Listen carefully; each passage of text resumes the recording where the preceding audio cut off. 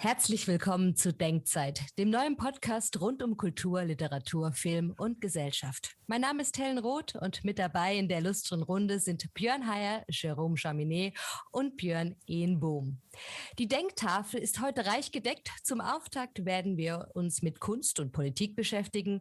Danach geht's ins vielleicht sogar ins Streitgespräch zu der Serie Designated Survivor und zu Monika Marons neuem Büchlein Bonnie Propeller. Nun wagen wir aber direkt den Einstieg und den liefert uns Björn Heyer. Ja, unser heutiges erstes Thema wird die Verbindung aus Kunst und Politik sein. Das hat natürlich eine ganz lange Geschichte, wenn man das Thema breit denkt. Man könnte bis zur Antike zurückgehen, zu den Dramen von Aeschylus. Aber natürlich eine besondere Schubkraft hat das Ganze erhalten im 19. Jahrhundert, wenn wir an Heinrich Heine denken, einer der ersten großen Kritiker, so auf der Schwelle von Romantik und Vormärz, der die Literatur als ein Medium des Politischen ja entdeckt hat. Und das geht natürlich dann im 20. Jahrhundert weiter, zwischen zwei Weltkriegen, bis hin dann natürlich zu Figuren wie Günter Grass oder Erich Fried, die dann vor allem die Lyrik auch dafür entdeckt haben. Stichwort Protestlyrik oder Agitationslyrik, auch wenn man die diffamierenden Stimmen einbezieht. Und das Ganze ist natürlich auch in anderen Kunstformen zu beobachten. Klar, im Film erst im 20. Jahrhundert. Und zwar auch relativ früh. Da haben wir auf der einen Seite das Hollywood-Kino mit der Parallelmontage, wo es um Spannung geht. Und auf der anderen Seite das russische Kino eines Sergei Eisensteins, der die Kontrastmontage entdeckt hat, damit eigentlich auch das Politische ins Kino gebracht hat. Und was soll ich sagen, in der Kunst ohnehin im 20. Jahrhundert, Performance, Installationen sind gar nicht mehr wegzudenken ohne den politischen Hintergrund. Darüber möchten wir heute sprechen. Also welche Bedeutung, Funktion, Sinn, Unglück oder Glück hat es, das Politische in der Kunst zu haben? Wir erleben momentan viele Debatten, die im künstlerischen Rahmen ausgetragen werden. Ja, Jérôme, wie siehst du das denn? Einer unserer avancierten Literaturkritiker und Kenner. Himmel hilf.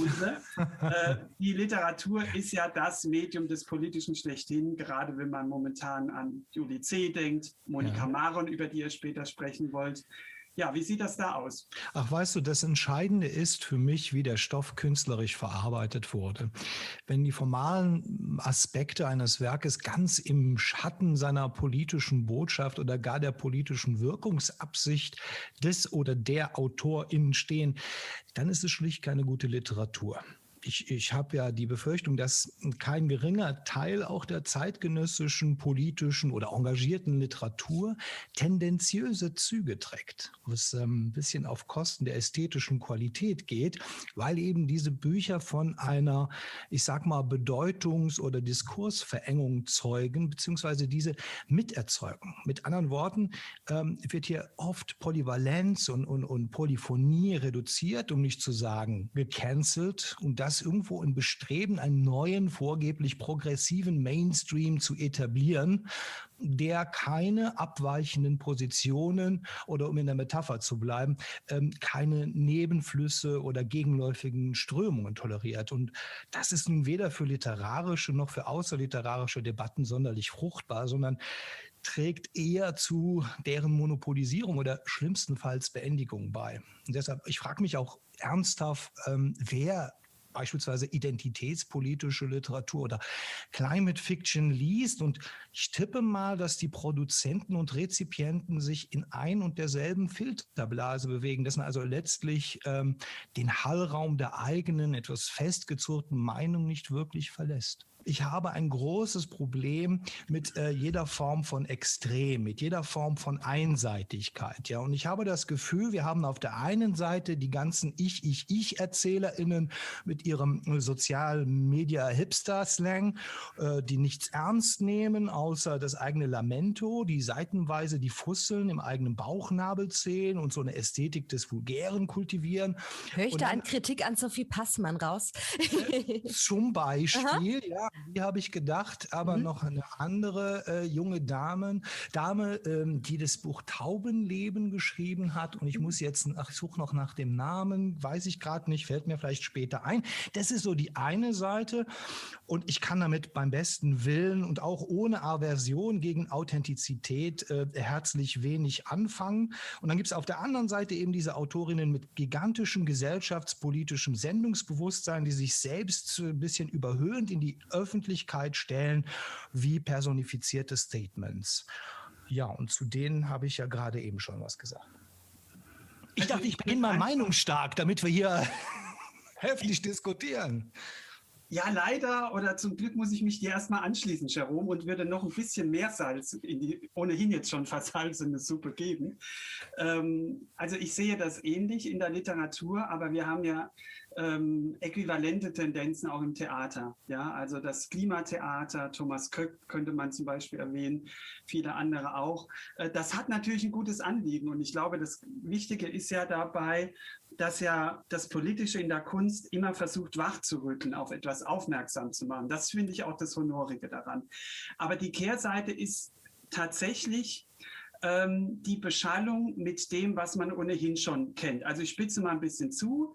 Die Gutmenschen gehen ins Theater, schauen sich das Klimatheater an, werden mit Botschaften konfrontiert, wie ihr dürft nicht mehr Auto fahren, dürft nicht mehr fliegen, ihr dürft vieles nicht mehr machen. Und dann gehen sie ins Foyer, trinken ihren Biosekt und sagen, toll, dass wir heute mal wieder so richtig gute Menschen sein durften und so gutes Theater gesehen haben. Es ist ein Akt der Selbstbestätigung. Absolut, das ist natürlich auch eine Funktion durchaus. Diejenigen, die man aber eigentlich überzeugen müsste von diesen hehren und wichtigen Ideen, die besuchen ja oftmals. Würde ich jetzt einfach mal ganz frei von Empirie so in den Raum stellen. Aber worauf ich hinaus will, ist, du stellst ja zu Recht die Frage nach der Funktion der Kunst. Und ich finde, jede Form von Kunst sollte im Gegensatz zu allen sozialen Netzwerken eigentlich der Idee folgen, mich mit Alterität zu konfrontieren, mir etwas anderes zu zeigen, mir Reibungsfläche zu bieten, mir Widerständigkeit aufzuzeigen. Und das sehe ich doch in einigen Teilen der Kultur auch etwas schwinden, dass man diese Widerständigkeit zeigt, dass man auch das Publikum wirklich provoziert mit steilen Thesen.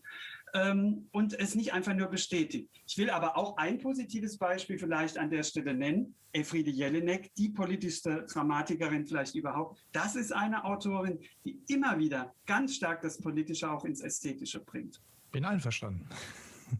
Es geht um Entautomatisierung letztlich. Es geht darum, uns aus unseren Gewohnheiten herauszunehmen. Oder sagen wir so, es geht darum, die Filterblase zum Platzen zu bringen. Ja, dass man den Blick weitet einfach über den eigenen Tellerrand hinaus und das eigene wie auch das andere kritisch reflektiert. Ja, Filterblase ist ein schönes Stichwort. Das glaube ich nämlich auch. Wir bewegen uns allen in unseren Bubbles. Björn hat es ja auch schon ausgeführt. Man geht ins Theater, findet sich bestätigt in seiner Meinung, geht zufrieden wieder nach Hause. Aber da gebe ich euch beiden recht, die Kunst, die uns schockiert oder die uns auf uns selbst zurückwirft, die fehlt. Hatten wir jetzt zum Beispiel bei Christoph Schlingensief, dass man wirklich nicht mehr weiß, ist das jetzt Fiktion, ist das jetzt Realität, zum Beispiel die Aktion Ausländer raus, wo man sich fragt, gehört er jetzt zu den Rechten, zum rechten Lager, gehört er zum Linken, was ist das eigentlich? Und diesen Zwiespalt, den können wir scheinbar, den konnte man da schon schlecht aus, aber den können wir jetzt gar nicht mehr irgendwie aushalten. Wir müssen immer das Gefühl haben, wir werden bestätigt. Das ist so mein Eindruck. Ich bin auch bei Sophie Passmann. Das ist so, man fühlt sich da wohl beim Lesen in der Regel. Ne? Man denkt so, ach ja, genau, so geht's mir auch in meiner schönen Wohnung mit dem Stuck und hast du nicht gesehen. Aber wozu das alles? Wozu Kunst, wenn sie nicht antreibt? Und wenn sie nicht irritiert. Wenn sie nicht irritiert, absolut. Ja. Vielleicht könnten wir an dieser Stelle dann doch mal über diese Alles-Dicht-Machen-Debatte reden, wo ja Schauspieler überhöht mit satirischen Beiträgen versucht haben, jetzt diese Corona-Debatte nochmal neu zu befeuern. Das ist natürlich auch die Frage, inwieweit da Kunst gelingt oder auch nicht. Aber auf jeden Fall hat sie dazu angeregt, dass wir halt nochmal darüber sprechen. Aber die Frage ist auch, wie wir darüber sprechen oder nicht. Ja. Ich habe ja das Gefühl, dass wir gerade in einem hysterisch aufgeheizten politischen und gesellschaftlichen Klima uns befinden. Es fehlt so die Besonnenheit. Die Diskussionskultur ist ja auch schon seit langem am Verfallen und die Fronten verhärten sich immer weiter. Und es wurde jetzt auch wieder sichtbar. Es fehlt einfach das Bemühen um Verständigung, um Dialog. Man denke auch an mit Rechten reden, ne? Das ist auch noch gar nicht so lange her.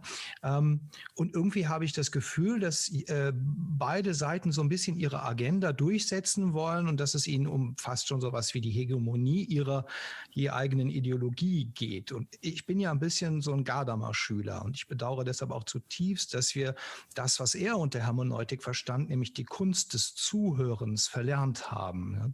Der andere könnte Recht haben, hat er mal gesagt. Und diese Maxime gilt nicht mehr. Also ich glaube, ein ganz wichtiges Stichwort ist auch das der Empathie, das jetzt bei dir ja auch mitschwingt. Also ich sage mal, vielleicht nicht unbedingt die Empathie, aber den festen Willen, den anderen verstehen zu wollen, sich auf den anderen und seine Argumente erstmal einzulassen. Ich erinnere mich noch an eine Inszenierung an den Münchner Kammerspielen von vor kurzem, wie Assembly, die Versammlung, wo es auch in einem Salon-Setting, wo sich verschiedene Schauspieler zusammengefunden haben, die verschiedene politische Positionen zusammentragen und repräsentieren, unterhalten haben und unter anderem später auch eine Originalstimme eines sogenannten besorgten Bürgers eingespielt haben, der auch wusste, dass er eingespielt wird und der sich kritisch zur Migration äußert, zum Untergang des Abendlandes und so weiter. Wir alle kennen die Stichworte. Und man hat versucht, diese Person quasi in das Theatergeschehen mit einzubinden, auch zu fragen, warum denkt er so? Also man hat sich unter den Schauspielern dann vor dem Publikum hingesetzt und hat überlegt, wie strukturieren wir eigentlich seinen Brief? Ja, also was ist seine These, was ist sein Argument? Können wir dem etwas abverlangen? Am Ende war es so, dass diese besagte Person sich tatsächlich dann von allem wieder etwas distanziert hat und unverstanden gefühlt hat. Aber mir hat der Ansatz gefallen, dass man sich, obwohl das, und das haben die Schauspieler gesagt, allesamt Akteure waren, die eher linksprogressiv zu verorten sind, obwohl sie das bekundet haben, wollten sie sich dem Ganzen stellen, haben sich auf das andere eingelassen. Also es ist Alterität, aber eben auch die Bereitschaft zum Dialog. Ich glaube, das fehlt momentan in der Kultur. Also du hast es Besonnenheit genannt. Man könnte auch sagen, also das Aushalten von Differenz, das Abwägen von Argumenten, von unterschiedlichen Positionen. Ich habe auch den Eindruck, also dass sich vieles, es ist zu einer Art Gefecht geworden. Da haben wir dann Autoren, die sind dann werden in eine echt rechte Ecke geschoben. Sibylle Levitscharow, Telkamp vielleicht am ehesten noch zurecht, ja. Monika Maron, auf die ihr zu sprechen kommen werdet. Da hat man ja auch den Verdacht, dass die sozusagen in diese Ecke geschoben werden. Auf einmal werden diese Bücher auch nur noch so gelesen. Alles wird auf rechte Codes hin und so gelesen. Ne? Aber vielleicht lassen ja die Bücher dann doch an der einen oder anderen Stelle mehr Differenz zu. Das würde ich zum Beispiel bei Monika Marons Roman Arthur. Lanz? Nein, ihr vorletzter Roman. Naja, das können wir über die Post-Production dann nochmal. Das klären wir. Arthur Lanz. Ihren Munin-Roman. Da haben nämlich viele übersehen, dass es am Ende eigentlich wird ja so als flüchtlingskritischer Roman gelesen, und am Ende gibt es eigentlich so ein polytheistisches Moment, wo überhaupt gar nicht so ein Einheitsbrei durchkommt, wo überhaupt nicht so was Monodirektionales durchkommt. Also vielleicht muss man auch sagen, politische Kunst ist auch so politisch wie das Publikum und die Medien, die sie transportieren. Oh, das ist eine steile These. Politische Kunst ist so politisch wie die Medien und die Gesellschaft, meintest du? Also die sie vermitteln. Ja, also ich meine, es wird natürlich in der Gesellschaft, aber auch in der Kunst- und Kultur- und Literaturkritik wird ja geframed. Mhm. Ja, es wird erst einmal, um den Leser abzuholen, in Anführungsstrichen, wo er ist, werden natürlich erstmal Begriffe genutzt, es werden Terminologien benutzt, es werden Klischees auch genutzt. Das gehört sicherlich auch erstmal dazu, um ein fremdes Werk einem fremden Zuhörer oder einer fremden Zuhörerin näher zu bringen. Aber wir neigen doch auch, finde ich, dazu, ganz schnell Schablonen zu bilden. Und das finde ich eigentlich ein bisschen auch eine Verarmung der Kritik, dass wir uns ganz schnell auf das Politische auch einschießen und dann glauben, irgendwie Richter sein zu müssen über die politische Haltung von Kunstschaffenden, Autoren und so weiter. Stimmt, bei Levit Scharow ist es ja ganz ausdrücklich passiert. Und sie hat sich ja auch dann deutlich zu Wort gemeldet und gesagt, sie ist keine politische Instanz. Sie ist eine Schriftstellerin. Also wir verwechseln, glaube ich, auch da ganz häufig Politik und Kunst. Was darf Kunst? Was sollte Politik machen? Naja, und auch das erzählende Ich und die Autorin oder der Autor sind unterschiedlich. Und dann spielt natürlich die Form immer auch eine Rolle, in die es gegossen wird. Ja, und das Medium, oder? Genau. Oder das Medium, ich denke jetzt an Twitter. Ich möchte jetzt keine Twitter-Schelte hier machen, aber ich meine, da ja die Debatten sich zum Teil in den virtuellen Raum verlagert haben, müssen wir uns mal anschauen, wie der gestaltet ist. Und die Tweets sind zwar jetzt doppelt so lang wie noch vor ein paar Jahren, aber das ist immer noch sehr kurz und eigentlich kann man keine vernünftigen Argumente stricken in, wie viele Zeichen sind es jetzt, ich weiß es nicht mehr auswendig, aber das ist schwierig, aber ich sehe da schon den Wunsch auch noch zur Diskussion, aber ich glaube, dass das Medium einfach nicht das Adäquate ist für solche tiefer gehenden Debatten, die einfach Zeit und Raum brauchen. Aber wir verkürzen das dann immer wieder, ne? Ja, das ist so eine Krankheit unserer Zeit, ne? Die Pflicht zur Kürze. Wir merken das ja auch als Beispiel Radio, ne? Die Beiträge werden immer kürzer. Mittlerweile mache ich Kulturbeiträge von 2,30. Das muss man sich, also da hat man gar nicht mehr die Zeit, wirklich was zu erzählen, wirklich mal was kritisch zu beleuchten oder vielfältig. Ich würde nur sagen, ich bin schon ein Fan der Pointe, so ist es nicht. Man soll auch zuspitzen dürfen, das ist ja in Ordnung. Aber Gedanken muss man auch mal ausführen und ausformulieren können. Und Twitter erlaubt das kaum und Facebook auch nicht viel mehr. Und dort finden aber viele Debatten statt, ja. Und das ist halt schwierig. Ich will vielleicht einfach mal noch eine Frage in den Raum stellen, Politik und Kunst. Jetzt haben wir ja alle gesagt, wir vermissen irgendwie das Fremde, das andere, das, was uns irgendwie aufreibt. Aber ich würde sagen, wer jetzt hier gar nicht in unserer Runde bisher mit Meinung vertreten ist, sind ja diejenigen, die eigentlich sagen, wir müssen eigentlich mehr regulieren, wir müssen zum Beispiel quotieren. Wir haben jetzt diesen Brief an die Jury zur Verleihung des Leipziger Buchpreises, wo kritisiert wird, es sind nicht genügend farbige Autoren mit darunter oder mit Migrationshintergrund. Hat das nicht am Ende doch auch eine Berechtigung, dass wir quotieren, mehr quotieren vielleicht? Tiefes Seufzen. Ja, du meinst, dass du ja prozentual festlegen anhand der Gesellschaft, wie viele POC-Menschen, wie viele Schwarze, wie viele Weiße jeweils oder wie viele Frauen, wie viele Männer, wie viele Transgender vertreten sein sollten auf einer Liste? Oder denkst du, dass der Apparat sich als solcher verändern müsste, dass zum Beispiel die Jury diverser werden sollte? Das ist die Frage. Auch wenn wir uns mal angucken, jetzt der Oscar ging zum zweiten Mal für die Regie an eine Frau in der ganzen Geschichte. Ja, ich glaube, der erste ging an Catherine Bigelow, ich weiß aber nicht mehr genau. Aber das ging jetzt erst zum zweiten Mal an eine Frau. Und dann wird natürlich immer wieder gesagt, in der deutschen Filmwirtschaft, wie viele Regisseurinnen und wie viele Regisseure gibt es. Ich würde sagen, im Literaturmarkt ist es vielleicht noch am diversesten. Aber wenn wir uns mal andere Bereiche angucken, kann man schon sagen, männerlastig. Ich hätte kein Problem damit, wenn auf einer Shortlist für einen Buchpreis nur Frauen, POC, drauf stünden, wenn die einfach die besten Bücher des Jahres geschrieben hätten. So einfach sage ich das mal. Und dann wäre das überhaupt kein Problem und dann wäre ich auch in dem Sinne dann gegen Diversität, nämlich dann wären keine alten weißen Männer halt auf der Liste und das ist dann auch ganz in Ordnung, wenn halt die besten Bücher geschrieben haben. Was auf jeden Fall passieren muss, ist, dass man den Blick weit genug hält, dass einem nichts entgeht, ja. Und dann muss man schauen, was sind die Top 5 der Bücher oder halt je nachdem, wie lang die Liste ist und dann kommen die Leute da drauf. Ob das dann weiblich, männlich, inter, POC oder nicht ist, sollte eigentlich dann keine Rolle mehr spielen.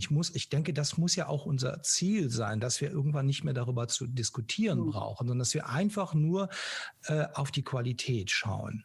Und Qualität und Diversität schließen sich nicht aus. Aber es gibt halt auch bestimmt mal Jahrgänge, in denen eben nur weiße alte Männer tolle Bücher geschrieben haben. Das kann es auch schon mal geben. Und umgekehrt kann es genauso gut auch sein, dass eben aus den sogenannten Minderheiten in einem Jahr die allerbesten Bücher hervorgegangen sind. Warum wollen wir partout die einen und die anderen oder nur die einen, nur die anderen? Also wir sollten auf Qualität achten, denn darum geht es doch bei der Auszeichnung. Das stimmt. Okay, mach ruhig. Nein, Björn, bitte mach du. Ja, also vielleicht braucht diese Debatte einfach auch noch ein bisschen Zeit. Die ist ja auch sehr jung jetzt mit dieser Diversität, also der People of Color, die sich jetzt zu Wort melden.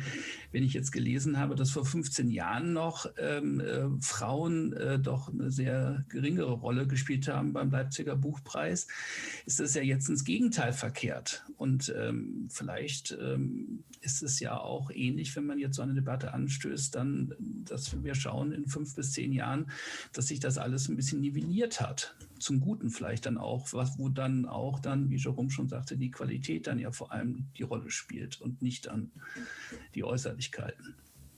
Wir haben ja die Zeit ein bisschen im Blick und deswegen ist unsere große Diskussionsrunde schon zu Ende und wir gehen in die vielleicht sogar Streitgespräche. Ja, widmen wir uns den Bewegtbildern, die auch von Anbeginn also dazu genutzt wurden, Kunst und Politik auf Zelluloid zu bannen, ne, sei es in Form der Propaganda oder auch der Unterhaltung, um bestenfalls entlarvend politische Machtgefüge aufzuzeigen. Die ABC-Serie Designated Survivor, die via Netflix auch in den deutschen Wohnzimmern Bekanntheit erlangte, ist seit Trump mit der Geschichte eines Greenhorns als Präsidenten wieder wellenaktueller denn je. Kiefer Sutherland spielt den ins Abseits geratenen Wohnungsbauminister Tom Kirkland, der als Designated Survivor, eine Art Notfallpräsident für den Katastrophenfall, die Lage der Nation von einem sicheren Ort aus verfolgt. Potzblitz, wie der Zufall es so will, kommen durch einen monströsen Bombenanschlag auf das Kapitol fast alle Regierungsmitglieder ums Leben und Kirkland wird, was bisher nur Joschka Fischer im Hessischen Landtag schaffte, der erste Präsident, der in Turnschuhen vereidigt wird. Anders als in 24, wo Sutherland ja als Agent Jack Bauer in 8 Tagen stolze 267 Menschen umnietet, agiert er als US-Präsident in Designated Survivor zwar besonder, erlebt jedoch einen abenteuerlichen Spagat zwischen Amtsgeschäften und Aufklärung jener Verschwörung, die ihn ins Amt hiefte.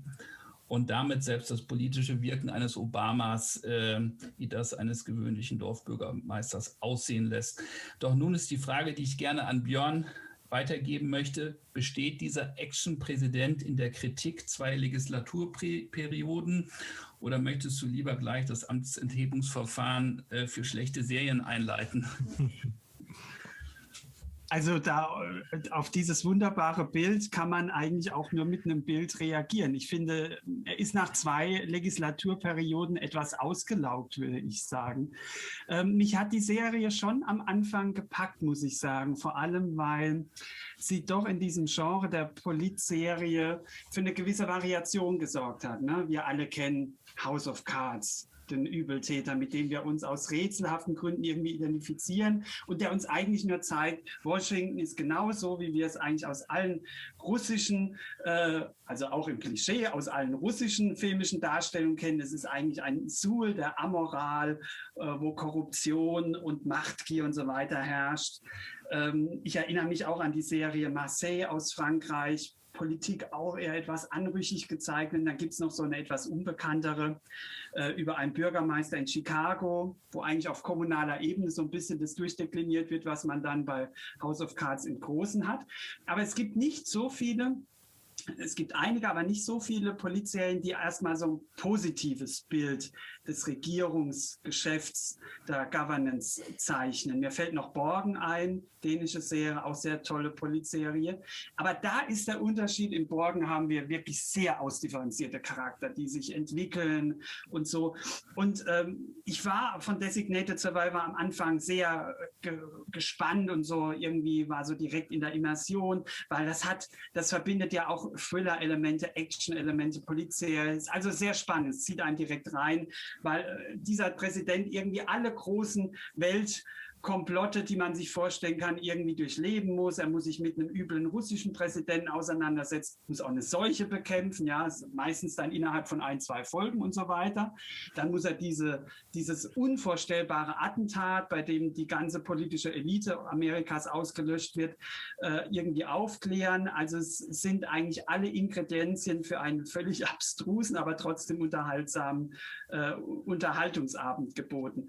Aber ich muss eben sagen, mir fehlt so ein bisschen die Entwicklung. Also ich finde, die Charaktere und auch Kirkman, die sind eindimensional und mir ging dann irgendwann auch dieses Gutmenschentum von diesem Kirkland auf die Nerven, dieses sanftig, tränendrüsen, heischende, ich habe für alle und jeden Verständnis und ich fühle mich außerhalb der politischen Elite und ich bin eigentlich der einzige Mensch in diesem amoralischen Pool von Washington. Das fand ich ein bisschen schwierig, je weiter man geguckt hat. Ich weiß nicht, wie ging es dir, Björn, damit? Ja, mir ging es tatsächlich ähnlich. Also wenn man sieht, Season 1 hatte ja noch in dem Sinne einen Sinn, nämlich diese ominöse Verschwörung aufzuklären. Und nebenbei hat man ja die Werdung des Präsidenten miterlebt, also wie es sich anfühlt, von 0 auf 100 zu gehen. Und da war halt diese naive Aufrichtigkeit eigentlich noch spannend. Und es wurde ja auch im Plot sehr stringent durchgezogen, dass Gegenspieler dann auch schnell dann wieder aus der Serie verschwanden. Und dann eigentlich ab Season 2 ich bemerkte, dass eigentlich sich jede Folge einander in dem Sinne geglichen hat, dass immer ein politisches Problem aufs Tableau kam, wie zum Beispiel ein Handelsstreit von der US-amerikanischen Grenze hin zu Mexiko und ein Trucker dort eine Barrikade durchbricht und Menschen, die dort demonstrieren, da aus Versehen mitnimmt in den Tod. Und das wird gelöst und ja, dieses eigentliche Geschehnis dieser Verschwörung gerät immer weiter in den Hintergrund, einfach weil es wird einfach recht absurd, finde ich dann, je weiter man das spinnt dann und hat dann auch bei mir eigentlich das Interesse verloren. Ja. Was ich aber gut finde, so ein bisschen grundsätzlicher gesehen, wir sind ja in so einer Zeit, die mit dem Titel Postterrorismus überschrieben ist. Es gibt keine Helden mehr, alles ist irgendwie auserzählt. Aber ich finde, dass Kiefer Sutherland eben doch, und die Serie kam ja, wenn ich es richtig weiß, nach Trump eigentlich. Kurz vorher, glaube ich. Kurz vor Trump, genau. Also die hatte nicht einen kausalen Zusammenhang damit. Aber fast eine Entschuldigung. Genau, aber interessant ist, wenn man sie während der Trump-Ära gesehen hat. Also man hatte dieses positive Gegenbild. Ja. Übrigens finde ich, tatsächlich ist Kiefer Sutherland, zu viele THs drin, ist tatsächlich... ja, es ist ein Unterschied zu Jack Bauer, diesen Agenten, den er spielt in 24, weil der natürlich da auch wirklich die Leute abknallt und foltert aber alles immer im Sinne des Guten ja macht. Ja? Am Ende ist er ja immer der Weltenretter in 24. Und in dieser Serie Designated Survivors ist es ja auch so ein bisschen. Und das finde ich eigentlich es ist natürlich trivial irgendwie, auch weil die Figur etwas holzschnittartig ist. Aber ich finde, das sind ja durchaus Typen, die für unsere Zeit nicht ganz unsympathisch sind, weil es zeigt, es kann Helden geben, es kann Visionäre geben und die Welt ist nicht einfach so, wie sie ist, sondern man kann sie verändern. Und ich finde gerade das Genre der Politserie, da sind wir ja alle begeistert gewesen von House of Cards und fragen uns immer noch, warum wir eigentlich mit diesen Schergen so viel uns identifizieren können. Aber ich finde, gerade für diese Politserie ist es auch gut, dass man positive Figuren hat, Vorbildfiguren, und die zeigen, es kann auch im 21. Jahrhundert etwas Heldisches geben. Ich grätsche da mal rein. Könnt ihr auch was zur Bildsprache sagen, zur ästhetischen Qualität, also und zur schauspielerischen Leistung or not? Denn ich habe nach einer Folge aufgegeben, habe gesagt, nein, ich mochte 24 sehr, da war der Anspruch auch nicht so hoch. Und ich habe gesagt, okay, das ist 24 Fortsetzung mit anderen Mitteln und einem anderen Anspruch, aber das Niveau ist mit dem Anspruch nicht gewachsen sozusagen. Und dann schaue ich mir dann doch lieber sowas wie True Detective an, zum Beispiel. Ja, Fargo natürlich, den Film sowieso, aber auch die Serie, vor allem die erste Staffel. Und da sieht man einfach, wie vom Schnitt, von der Montage, von der Beleuchtung, von der schauspielerischen Leistung, das stimmt einfach rundum. Beide Serien finde ich toll. Designated Survivor ist vom Thema her interessant, hat mich dann aber wirklich nicht gepackt. Habt ihr das ausgeblendet oder fandet ihr die Bildsprache und Schauspiel nicht so schlecht?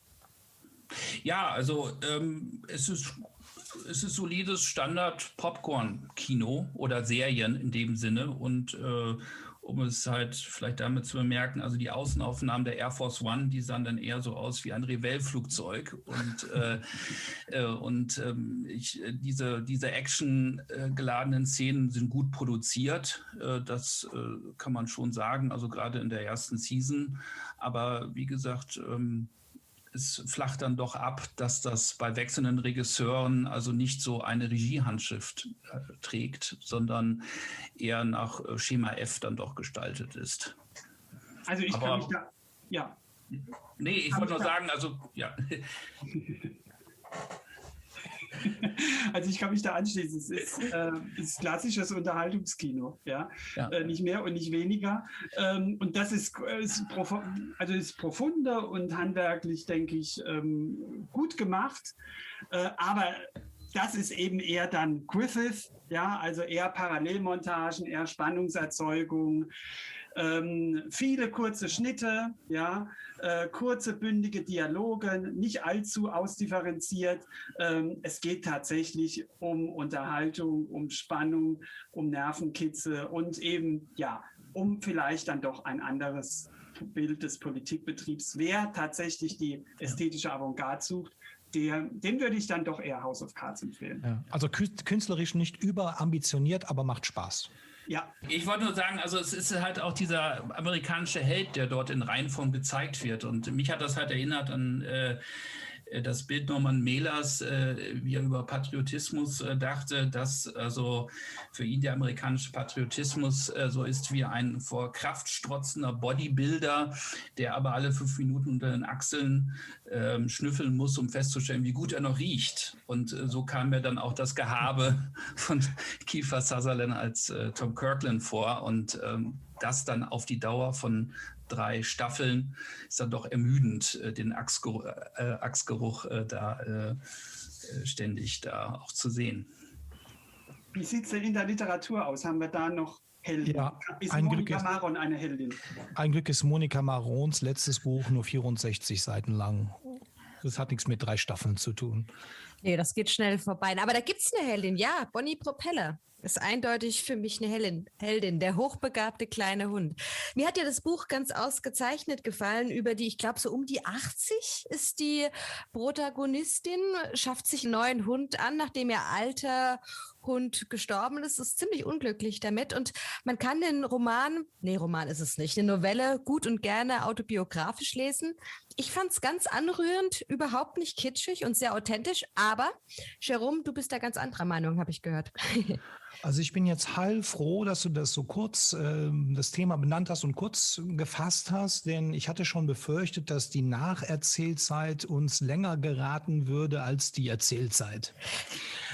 Denn das Buch ist ja auch schnell rum und da es ein Buch, wie ich finde, ohne Biss ist, Entschuldigung für die naheliegende Metapher, und in jeder Hinsicht eine Petitesse, ja noch weniger, es ist ein kostspieliger, das Buch war ziemlich teuer, Hauch von nichts. Ein leises Flüstern der Autorin, man glaubt, wenn man mit halbem Ohr hinhört, so etwas zu vernehmen wie, hey, mich gibt's noch, aber jetzt woanders und die Politik muss einstweilen draußen bleiben. Mein Problem mit dem Buch ist einfach, ich hatte gar keinen Erkenntnisgewinn, weder über Zwei- noch über Vierbeiner und der Unterhaltungswert eines schlafenden Hundes ist allemal größer.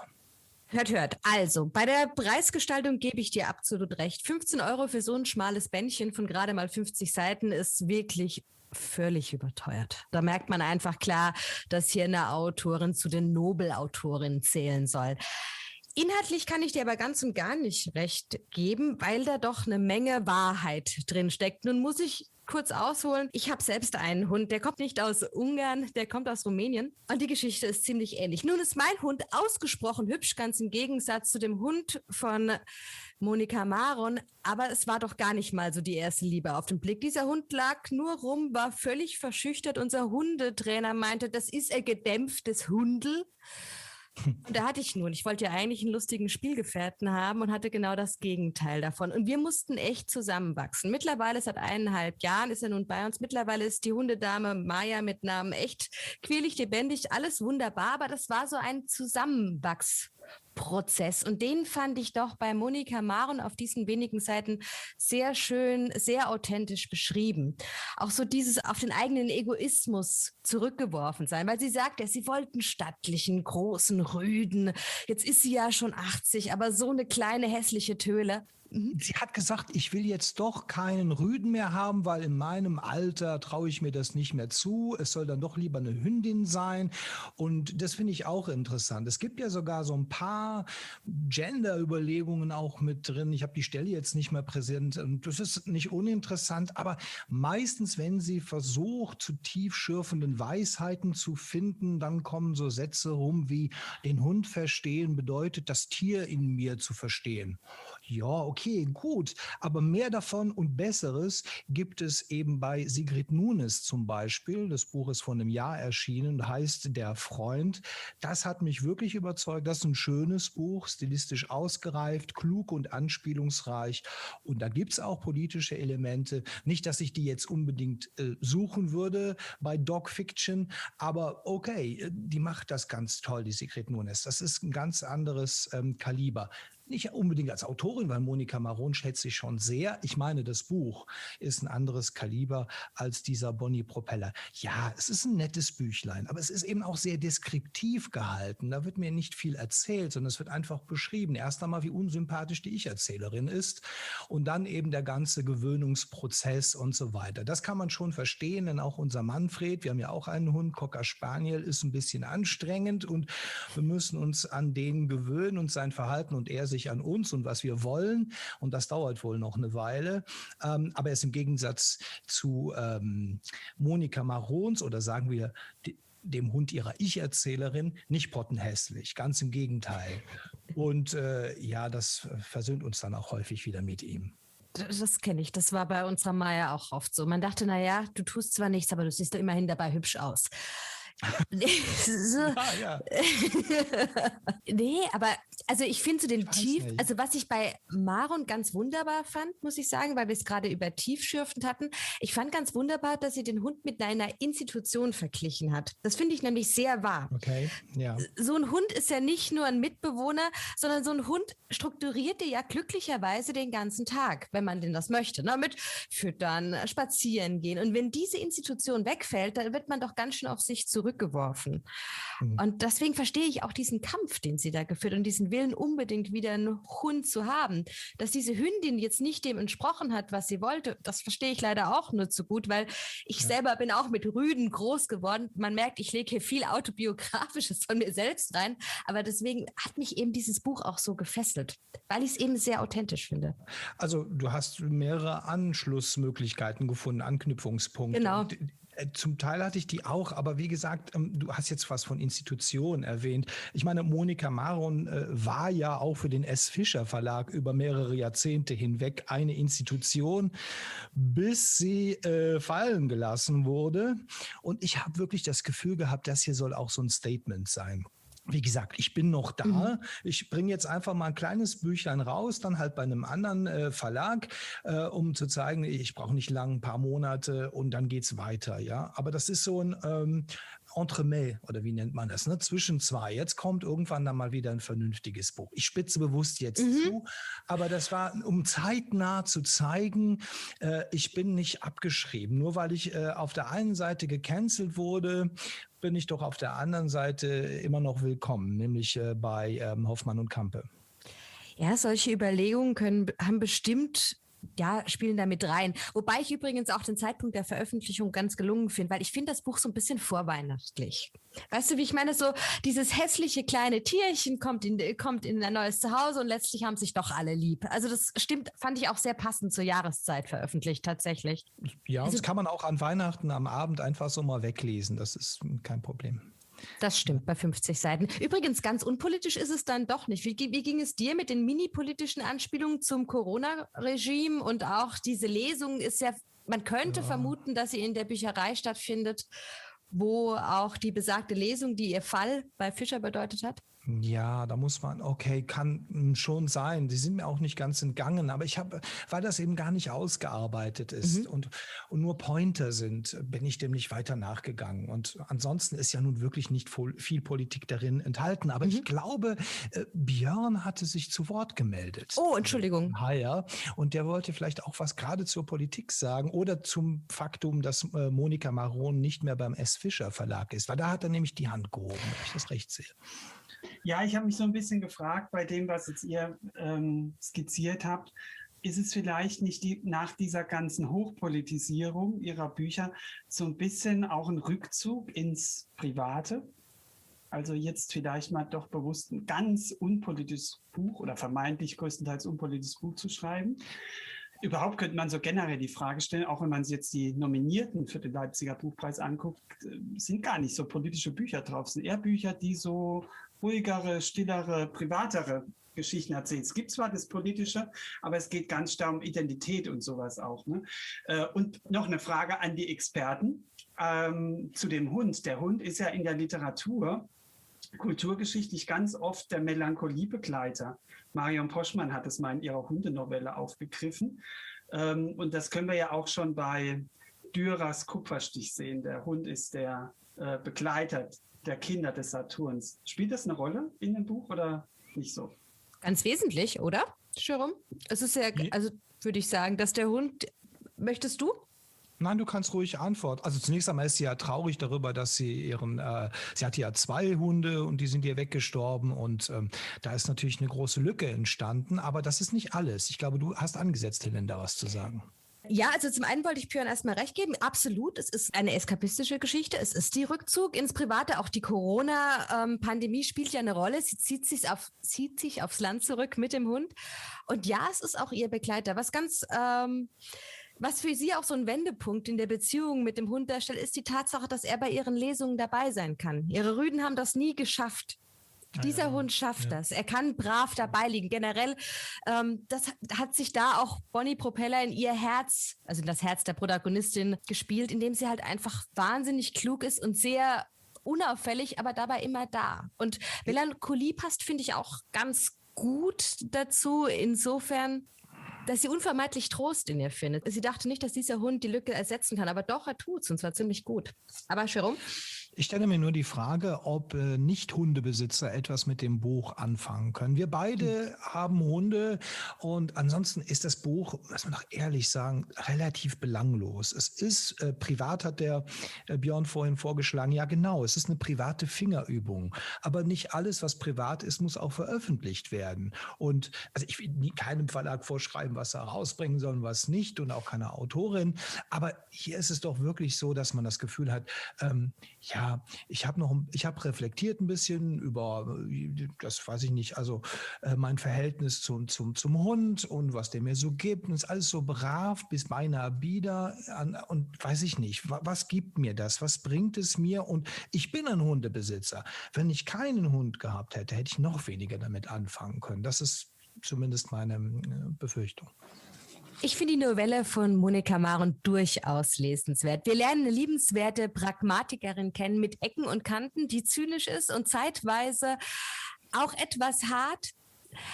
Aber der Roman bzw. die Novelle ist sehr authentisch, zeitweise ein bisschen trocken, aber ich bleibe dabei, durchaus lesenswert. So trocken wie dein Wein, Björn. Ja, mit einer kleinen Kirschnote. Kirschnote. Ich habe Holunderblüte. Ich kann Holunderblüte anbieten. Sekko mit Holunderblüte.